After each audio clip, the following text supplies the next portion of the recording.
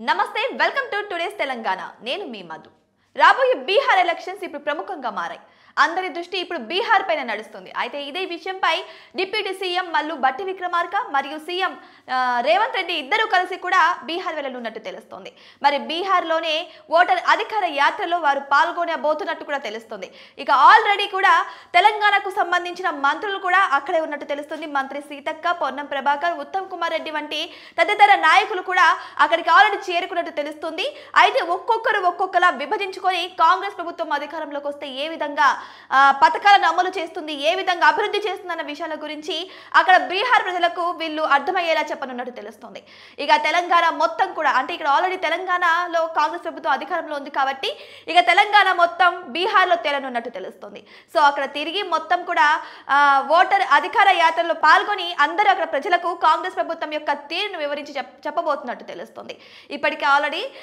తెలంగాణలోకి సంబంధించి కాంగ్రెస్ నేతలంతా కూడా అక్కడే హాజరైనట్టు తెలుస్తుంది వీరే కాకుండా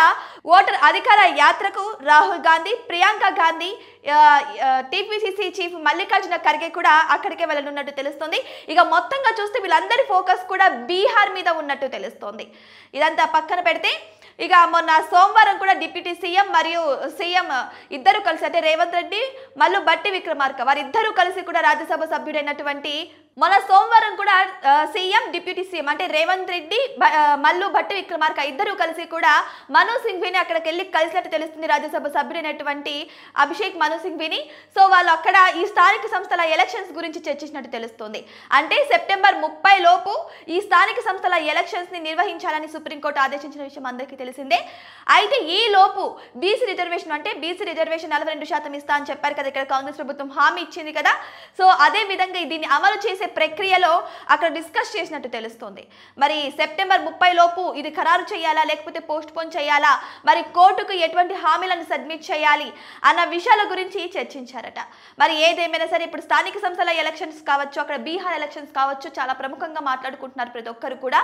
మరి దీని మీద అందరి దృష్టి ఉంది ఆల్రెడీ కాంగ్రెస్ ప్రభుత్వం ఇక్కడ తెలంగాణలో అధికారంలోకి వచ్చి 1.5 year కూడా దాటిపోతుంది సో ఇదే విషయమై ఇక్కడ స్థానిక సంస్థల ఎలక్షన్స్ ఇంకా నిర్వహించలేదని సుప్రీంకోర్టు ఫైల్ అయిన విషయం కూడా అందరికీ తెలిసిందే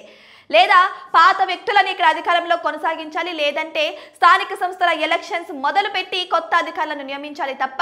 ఇలా టైం వేస్ట్ చర్యలు తీసుకోకూడదని సుప్రీంకోర్టు ఆగ్రహం వ్యక్తం చేసింది ఇక్కడి కాంగ్రెస్ ప్రభుత్వం మీద సో ఇదే విషయమై చర్చించి అంతేకాకుండా బీహార్లో కూడా కాంగ్రెస్ ప్రభుత్వాన్ని అధికారంలోకి తీసుకురావడానికి ఇక్కడి కాంగ్రెస్ అధినేతలందరూ కూడా బీహార్లో చక్కర్లు కొడుతున్నట్టు తెలుస్తుంది ప్రతి నగరికి వెళ్ళి అక్కడ వారి ప్రచారాన్ని మొదలు పెట్టేశారు ఇక అక్కడ యాత్రలో పాల్గొని ప్రతి ఒక్కరు కూడా కాంగ్రెస్ ప్రభుత్వం అమలు చేయబోయే హామీల గురించి సవివరంగా చెప్పేందుకు అందరూ ప్రయత్నిస్తున్నారు సో ఇప్పుడైతే హాట్ టాపిక్స్ అంతరించి ఇక్కడ ఆల్రెడీ అధికారంలో ఉన్నటువంటి సీఎం రేవంత్ రెడ్డి కూడా ఇక్కడ పనులన్నింటిని కూడా స్టాప్ చేసి బీహార్కి వెళ్ళి అక్కడ యాత్రలో పాల్గొనబోతున్నట్టు కూడా తెలుస్తోంది సో అధికారంలో ఉన్నారు కాబట్టి ఇక్కడ చర్యలు తీసుకోవాలి తప్ప అంటే ఇక్కడ బాగోగులు చూసుకోవాలి ఇక్కడ అభివృద్ధిని చూసుకోవాలి తప్ప కాంగ్రెస్ కి మద్దతుగా అక్కడ బీహార్లోకి వెళ్ళి ప్రచారం చేయడం జరుగుతుంది అది కూడా ఒక సీఎం హోదాలో ఉన్న వ్యక్తి అక్కడికి వెళ్ళి ప్రచారం చేయబోతున్నారు సో ఇప్పుడు ఇది కూడా సంతరించుకుంది ఇది ప్రత్యర్థులకు ఒక మంచి అస్త్రంగా మారిందని చెబుతున్నారు మరి దీని మీద ప్రత్యర్థులు ఏ మాత్రం ఫైర్ అవుతారో ఈ అస్త్రాన్ని ఏ మాత్రం వాడుకుంటారు అనేది కూడా మనమందరం వెయిట్ చేసి చూడాల్సిందే మరి మీకేమనిపిస్తుంది ఇప్పుడు సీఎం డిప్యూటీ సీఎం ఇద్దరు కలిసి బీహార్ ఎలక్షన్ యాత్రలో అయితే పాల్గొనడానికి వెళ్తున్నారు మరి ఏదేమైనా సరే ఇక కాంగ్రెస్ అధినేతలందరూ కూడా